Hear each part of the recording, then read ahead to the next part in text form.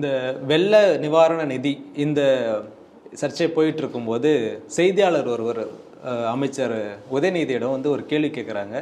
அப்படி கேட்கும்போது அதற்கு அவர் கொடுத்த பதில் வந்து ஒரு பெரிய சர்ச்சையை வந்து கிளப்பியது. அதாவது அவர் அப்பா வீட்டு பணத்தை ஒன்றும் நான் கேட்கல அப்படின்னு சொல்லி ஒரு கருத்தை வந்து பதிவு பண்ணியிருந்தார். அது பெரிய சர்ச்சையான நிலையில் அதுக்கப்புறம் நான் வந்து மரியாதையோடு கேட்குறேன் அப்படின்னு சொல்லிலாம் வந்து பின்வாங்கினதை பார்த்தோம். இப்போது மத்திய நிதியமைச்சரான நிர்மலா சீதாராமன் அவர்கள் அதற்கு ஒரு பதிலடி கொடுத்தாங்க. அவங்களும் ரொம்ப டீசெண்டாக தான் ஒரு பதிலடி கொடுத்தாங்க. அது வந்து இப்போது பரபரப்பாக நிறையா வீடியோஸாக வந்து வந்துட்டுருக்கு. அதாவது ஆக்ஷன் ரியாக்ஷன் அப்படின்ற இதில் வந்து வந்துட்டுருக்கு அவர் பேசுனதுக்கு இவங்க கொடுத்த பதிலுக்கும். இப்போது அதன் பிறகு வந்து இப்போ ஒரு மீண்டும் அப்படியே பம்மி போன மாதிரி நாங்கள் வந்து மரியாதையாக கேட்குறோம், மரியாதைக்குரிய அவங்க அப்பா தருவாங்களா அப்படி இப்படின்னு இவர் வந்து மீண்டும் அது ஒரு நக்கலாகவும் இருக்குது, அதில் வந்து ஒரு இதுவும் இருக்குது. மொத்தத்தில் பணம் வேணும் அப்படின்றதுல வந்து குறிக்கோளாக இருக்கிறது நமக்கு நல்லா தெரியுது. இப்போ மீண்டும் ஒரு ட்விட்டர் பதிவு ஒன்று போட்டிருக்காரு. யாரிடம் எப்படி பேசணும்னு எங்கள் முன்னோர்கள் வந்து சொல்லி கொடுத்துருக்காங்க. அண்ணாவில் இருந்து அதன் பிறகு பெரியார், கலைஞர் எல்லாத்தையும் வந்து அவர் இழுத்து வந்து சொல்லியிருக்காரு. ஸோ யார்கிட்ட எப்படி பேசணும்னு எங்களுக்கு வந்து முன்னாடியே பாடம் கற்பிச்சிருக்காங்க. சில பேருக்கு வந்து பெரியார் வழியில் தான் நாங்கள் பேச வேண்டியது இருக்குது அப்படின்னு சொல்லி ஒரு ட்விட்டர் பதிவு ஒன்று போட்டிருக்காரு. இந்த செய்தியை நீங்கள் எப்படி பார்க்குறீங்க? உதயநிதி ஸ்டாலின் அவர்கள் கீழ்த்தரமாக பேசிய அந்த பேச்சுக்கு இப்பொழுது அதற்கு ஒரு பதிலடி. ஆனால் அவங்க கொடுத்தது டீசெண்டான பதிலடி தான். அதாவது திமுகவினர் எப்போவுமே எப்படின்னா, நாங்கள் மட்டும்தான் பேசுவோம், எங்களுக்கு அதே மாதிரி பதில் கொடுத்தீங்கன்னா அவங்களால தாங்க முடியாது. அவங்க உடனே பல ஜென்மத்துக்கெல்லாம் போயிட்டு மூதாதையர்லாம் கூப்பிட்டு அர்ச்சனை பண்ணக்கூடியது. அது நீங்கள் சமூக வலைதளங்கள்லேயே பார்க்கலாம். அவங்களால டீசெண்டாகவே பேச முடியாது. நான் கேட்டது வந்து அப்பன் அப்படிங்கிறது ஒரு மோசமான வார்த்தையா, கெட்ட வார்த்தையா அப்படின்னு சொன்னார். இதே நிதியமைச்சரை நீங்கள் சமூக வலைதளங்களில் நீங்கள் எப்படியெல்லாம் பேசுகிறீங்க விடுங்க. அப்பன்னு இப்போ நீங்கள் சொன்னது அது கெட்ட வார்த்தையா இல்லையாங்கிறது நம்ம அடுத்தது வரேன். நீங்கள் இந்த நிதியமைச்சரை, அதுவும் longest serving finance minister and moreover அவங்க வந்து ஒரு விமன், ஒரு பெண் நிதியமைச்சர் இத்தனை ஆண்டுகள் இருந்தது ஒரு சாதனை இந்தியாவில். அவங்கள நீங்கள் ஊர்கா மாமி அப்படின்னு சொல்லலையா? ஒரு குறிப்பிட்ட ஒரு ஜாதியுடைய காழ்ப்புணர்வோடையும் அவங்கள வந்து சிறுமைப்படுத்தக்கூடிய வகையிலையும் நீங்கள் பேசுனீங்க. அதனால் அவங்களுக்கு ஒன்றும் சிறுமை இல்லைன்னு வச்சுங்க, சொல்கிறவங்களாம் யாருன்னு நமக்கு தெரியும்.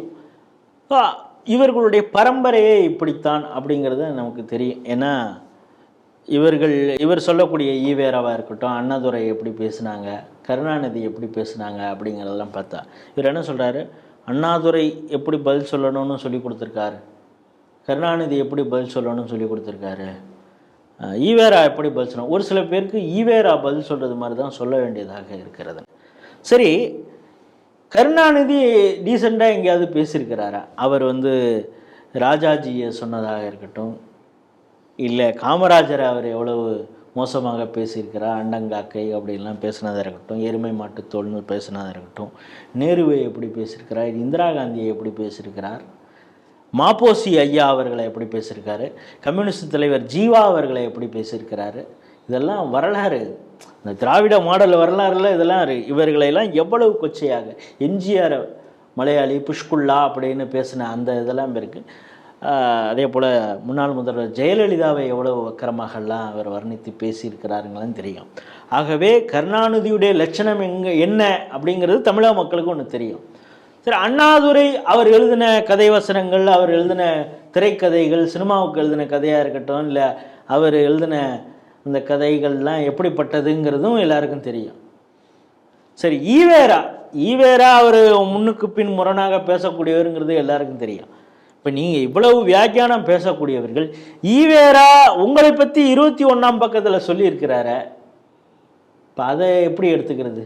இப்போ நீங்கள் ஈவேரா மாதிரி நாங்கள் பதில் சொல்லுவோம், நிர்மலா சீதாராமனுக்கு பதில் சொல்லுவோம், மோடிக்கு பதில் சொல்லுவோம் அப்படின்னா, உங்களுக்கு ஈவேரா பதில் சொல்லியிருக்கிறாரு.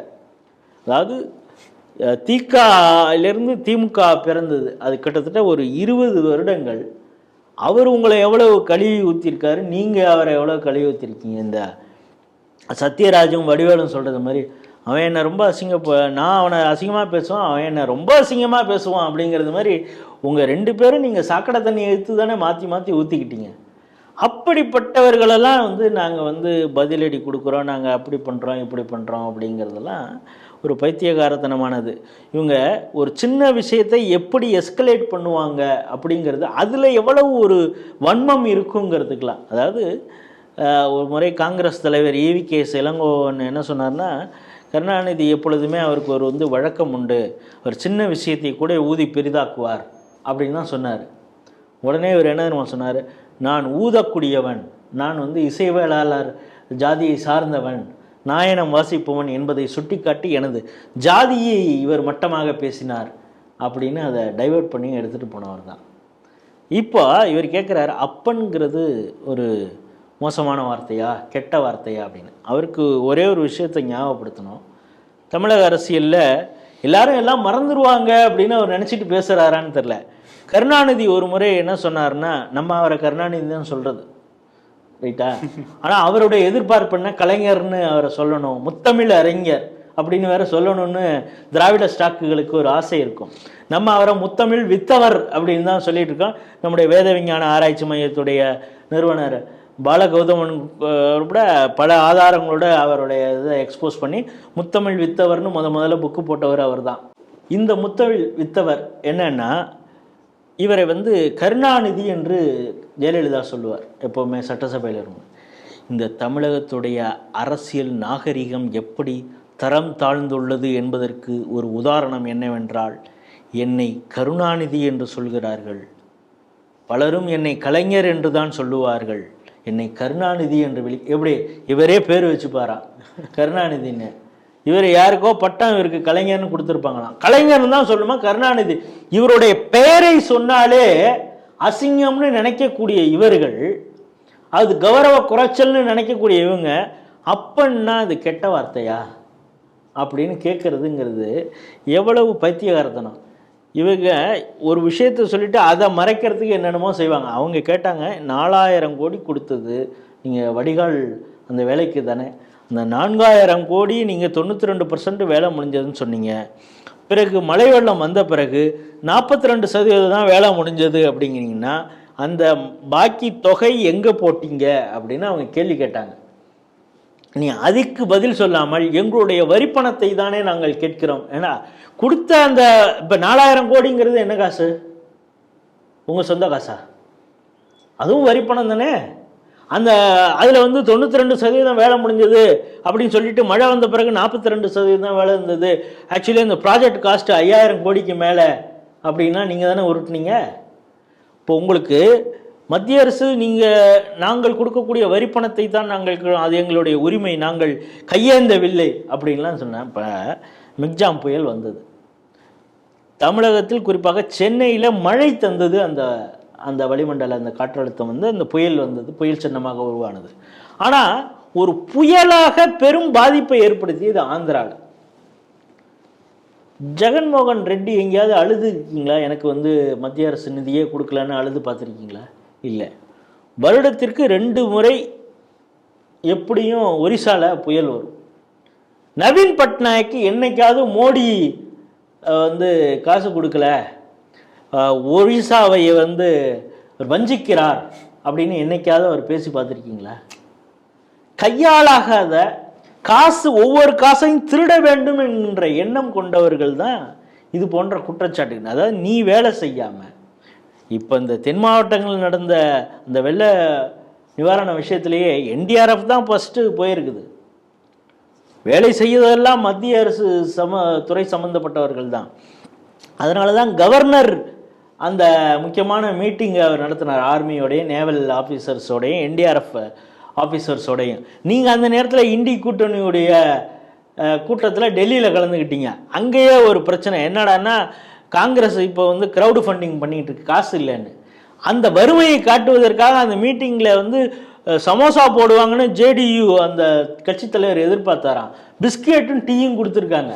அந்த கூட்டத்தில் கலந்துக்கிட்டு வந்தவர் போனால் போகுது அப்படின்னு சொல்லிட்டு ஊரில் திட்டுவாங்க, நம்மளை வேற மிஸ்ஸிங் CMனு வேற ட்ரெண்ட் பண்ணிகிட்டு இருக்காங்க, நமக்கு கடைசி நேரத்தில் ஒரு அப்பாயின்மெண்ட் வாங்கி, சரி இவ்வளோ தூரம் ஒரு மாநிலத்துடைய முதல்வர் வந்திருக்காரு, அவரை நம்ம அவமதிக்கக்கூடாதுன்னு சொல்லி பெரிய மனசு பண்ணி மோடி வீட்டில் 10:30 மணிக்கு அவருக்கு போய் பார்த்தார், அவருக்கு பார்க்க அனுமதி கொடுத்தார். அப்படி இருக்கிறப்ப இந்த அளவுக்கு தான், அதைத்தானே அவர்கள் கேள்வி கேட்டிருக்காரு நிர்மலா சீதாராமன். எந்த அளவுக்கு உங்களுக்கு சென்சிட்டிவிட்டி இருக்குது, இதை பேரிடராக அறிவிக்கணும் சார், பேரிடராக அறிவித்து 30,000 கோடி கொடுத்தா நீங்கள் எல்லாம் இந்த மக்களுக்கு எல்லா வேலையும் செய்து கொடுத்துருவீங்களா? இனிமேல் மழை வந்தால் எங்கேயுமே தண்ணி தேங்காதா? நீங்கள் எத்தனை நீர்நிலைகளை ஆக்கிரமிப்பதற்கு நீங்கள் சட்டத்திலேயே வழிவகை செய்து கொடுத்தவர்கள் அல்லவா? அப்படிப்பட்டவர்கள் நீங்கள் மத்திய அரசை குறை சொல்லவோ, அதில் இந்த டீசெண்டாக பேசுகிறது, எங்களுடைய வரிப்பணத்தை தான் கேட்குறது, இது மாதிரி இவங்க இந்த கருப்பு பலூன் விட்டது, இதெல்லாம் பல விஷயங்கள் எல்லாம் பார்த்தாச்சு. கோ பேக் மோடி, கடைசியில் இவங்க எப்படி நெடுஞ்சான் கிடையாக மண்டிட்டு குடும்பமே மோடியை வரவேற்ற அந்த கூத்தெல்லாம் நம்ம பார்த்தாச்சு. ஆகவே இவர் வாய்ச்சவுடலாக பேசுவார்கள், பிறகு இவங்க பம்முவாங்க. ஏற்கனவே வாய்ச்சவுடா முடிந்தால் என் மீது வழக்கு தொடுங்கள்னு கேட்டவர் நெஞ்சை பிடிச்சிக்கிட்டு புழலில் இருக்கார். போயா அப்படின்னு கவர்னரை சொன்னவருக்கு 3 வருஷம் இப்போ தான் கிடச்சிருக்குது. இது மாதிரி ஓவராக பேசுகிறவங்களுக்கு, ஓவராக கூறுறவங்களுக்கு அடுத்தடுத்து அதுக்கான பதிலும் கிடைத்து கொண்டு இருக்கிறது. இதையெல்லாம் புரிந்து கொண்டு இங்கே இருக்கக்கூடிய அமைச்சர்கள் நடந்து கொள்வார்கள் என்று நம்புகிறோம். இன்னும் திருந்தலைன்னா அதற்கான தண்டனையை அவர் அனுபவிப்பார்கள் அப்படிங்கிறது தான் நம்முடைய பார்வை.